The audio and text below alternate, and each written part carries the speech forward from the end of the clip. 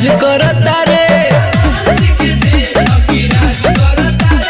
बाप के आगे अब बाप बनता रे, आप नौकात का आज भूलता रे। पासवान जी के दिन हकी राज करता रे।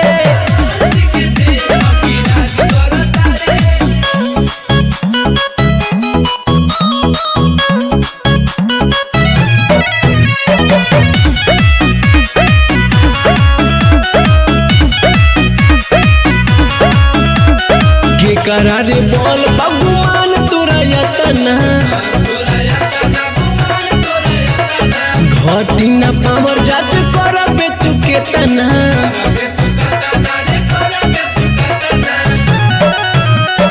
यही जैसे बंद होला यही जैसे चालू, शेर के शिकार कबो करिए न भालू। लेके ज्ञान विद्वान बनता रे, छोड़ दे निकके जवन आज करता रे। पासवान जी के दिन हकी राज करता रे।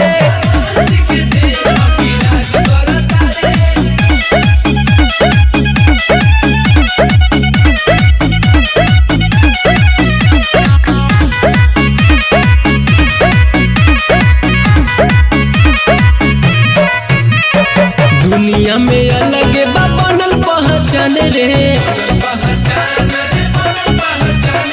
नमवे बरांड बाटे खाटी पासवान रे।